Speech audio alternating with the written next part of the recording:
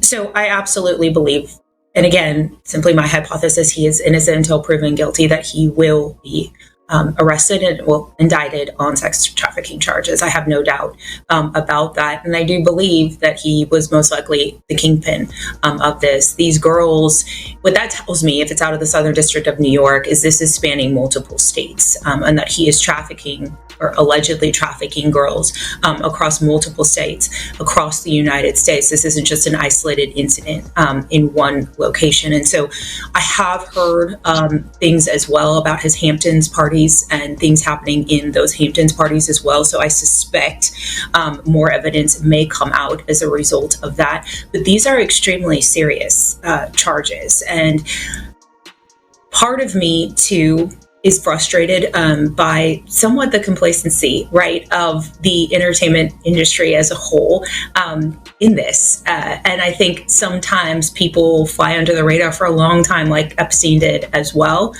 because people are scared. People want to still climb the ranks, and we're doing it all the while sort of sacrificing the safety of these young victims or girls that are involved in this. And that is Diddy and his attorneys are working overtime to clear up the mess that's been created after the rap mogul's residences were raided. But according to the feds, they could try all they want, but there's a good chance that he's just going to get locked up anyway. We do have an extradition treaty with them.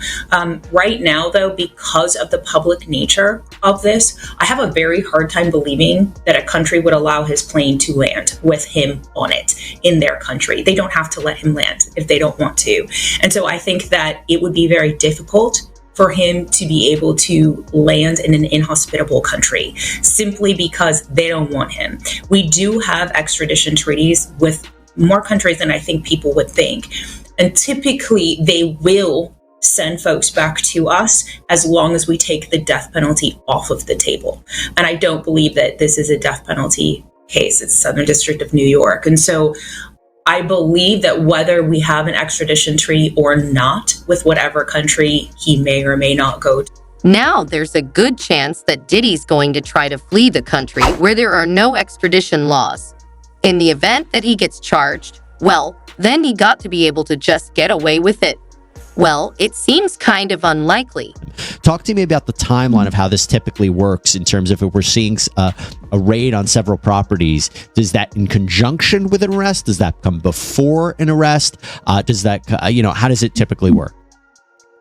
Typically, Jesse, it's in conjunction with an arrest. But I started thinking about this a little bit more last night, and I was thinking that if he has videos or his associates have videos and they are attempting to distribute those of young male children or female children, that means that a child is in imminent danger. And so part of me wonders if this was done to stop that, and that they will get to the arrest obviously at some point, because as you mentioned, typically these warrants are served and there's usually an indictment that goes hand in hand with that at the same time. So in my opinion, it's not unheard of. It's just a little bit unusual. We don't typically see this. Anytime we did raids at the FBI of this nature, we also had an arrest warrant for the individual as well. And so it is unusual, but I don't want to say it's unheard of. And again, I'm just speculating, but part of me wonders if this was still actively being distributed. And if it is, they need. But there's one question that's on everybody's mind. If they had enough evidence to get a search warrant for his house, why didn't they just get the arrest warrant directly? Well, it might have something to do with all the alleged video recordings of minors. Friday, Diddy's legal team filed a motion to dismiss some of the claims from a lawsuit filed by Joy Dickerson-Neal in November, accusing the music mogul of R-ing her as a then college student in 1991. His legal team is arguing that some of the claims were brought under laws that didn't exist and against companies that were not formed at the time of the alleged incident, according to the documents obtained by U.S. Today. U.S. Today reached out to the Dickerson's Neal's lawyer for comment. So Dickerson Neal filed her complaint in November in Manhattan Supreme Court, a day before the New York State Adult Survivors Act expiration date, and alleged that she was essayed and abused by Combs and was the victim of revenge porn. I've changed the word for those that may be misunderstanding, according to the court documents obtained by U.S. Today. Diddy's lawyer, Jonathan Davis, argues that the ASA does not permit Dickerson Neal to revive claims under statutes that did not exist, including her claims of trafficking and revenge porn. The new filing later states that the Bad Boy Entertainment, Bad Boy Records, and Combs Enterprises, also listed as defendants in the suit, didn't exist when the incident allegedly occurred, and no allegations of wrongdoing are pled against them, concluding that Dickerson Neal's claims against the companies fail as a matter. Combs has denied Dickerson Neal's allegations, claiming the incident was. Now, until that arrest warrant comes through, Diddy's going to do his best to make sure that all of this is swept under the rug. At the moment, he's trying to get some of the claims in Joy Dickerson. Neal's lawsuit against him was dismissed. While on a school break from the holidays in January of 1991, Dickerson Neal, who was a college student at Syracuse University at the time, reluctantly agreed to have dinner with Combs, the suit said. During their date, Combs had intentionally apparently laced Dickerson Neal's food or drink, resulting in her being in a physical state where she could not independently stand or walk, the suit alleges. Combs allegedly spiked her drink when Dickerson Neal left it unattended to use the restroom, the suit read. In Dickerson Neal's filing last year, she claimed Combs videotaped the 1991 incident and distributed the tape to others in the music industry. This caused severe harm to Dickerson Neal's reputation, career prospects, and emotional well-being, according to her attorney, Jonathan Goldchurch, said in a news release sent to U.S. Today at the time. Dickerson has demanded a trial by. However, Dickerson's legal team is trying their best to fight back and get Diddy convicted because what he did to her is horrifying and disturbing. Diddy is now facing another very serious lawsuit. And, you know, this all started with the Cassie lawsuit. And then there were two more accusers. This woman has filed as an anonymous accuser, as a Jane Doe, and filed it in federal court today. And it goes back to, her allegation goes back to 2003. And she says she was 17 years old at the time, but tells a very detailed, really harrowing story of meeting first the president of Bad Boy Records in Detroit when she was an 11th grader, but ends up on a private jet with him, goes back to New York, and then meets Diddy. What's different about this lawsuit is that she's included photos. Now, she's blurred her face. She's filing anonymously. But photos of her, she says, in the studio with Diddy back in 2003. And she says, yes, she walked in and there was a recording session going on. But when it ended, that's when the sexual assault began.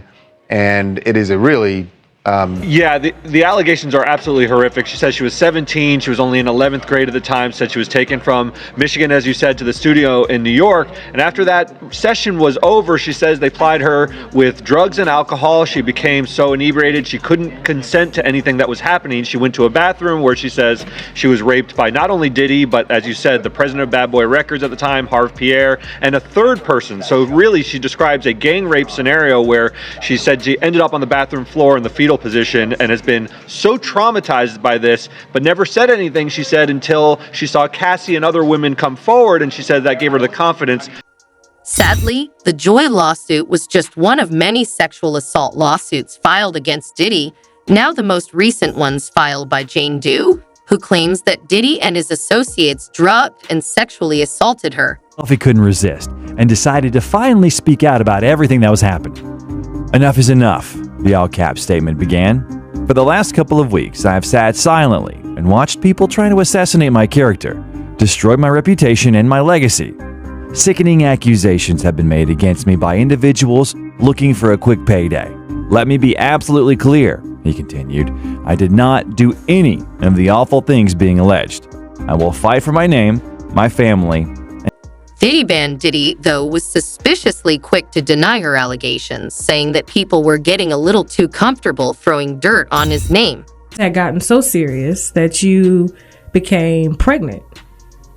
Not once, but twice, correct? Yes. Okay. When was the first time you became pregnant with Diddy's child? The first time was October 2014. Okay. So this was like, what, a year after? No, not a year, but because I met him in February and then I got pregnant in October. Oh, so the same year. The same year. Okay. I told him and he was like, you're going to get an abortion, right? And then I was like, I don't know. I don't know yet. And then he offered me $50,000 to get rid of it, but I turned it down because I just loved him, and I just and I wanted to. I was like trying to prove that I wasn't the girl that was wanted him for money. Okay. I just care about him. The first 3.5 years, he was like mean to me. So when you say mean, describe it. He was abusive. He was like always belittling me and always like he was like mentally, emotionally, and physically abusing me. Diddy. Mm-hmm. It's not the first time we've heard that. Mm-hmm. There was an incident, of course, with Cassie, where reporters are saying that the police were called because they got into an altercation. I think it was like 2 or 3 years ago, if I'm not mistaken. Tell me some of the things that he would say to you. He would always compare me to Cassie and tell me that I'm the bad one and she's the good one. And he was with both of you guys at the same time? Yeah. A hoe every single day. A hoe? Yeah. Why would he call you? Not that he had a reason, but like, in his mind, what do you think prompted him to call you a hoe?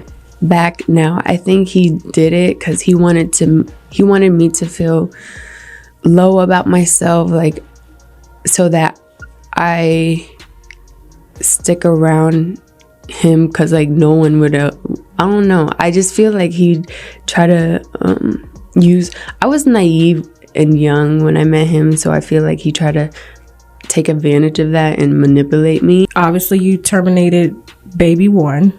Mm-hmm. Because you loved him. Mm-hmm. How long after you guys started dating is when did the physical abuse start?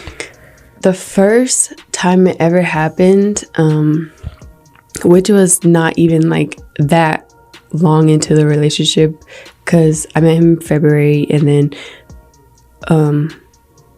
it was probably like the beginning of May, because we were at Meek's Mill's birthday. Okay.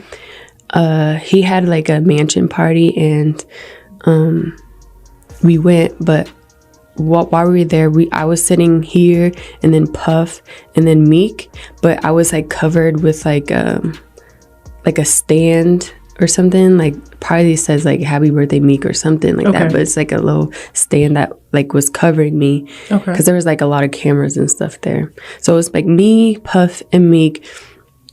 Puff had like leaned forward to like talk to somebody, say hi or whatever, and so I turned over to Meek and I said happy birthday. He put his hand out and then he was like thank you, so I reached his hand and shook it, and as I shook Meek's hand, he turned around and saw it, and he got so mad. Wow. And then we probably like stayed like 20 minutes after that happened, and then when we got in the car, he like grabbed my hair.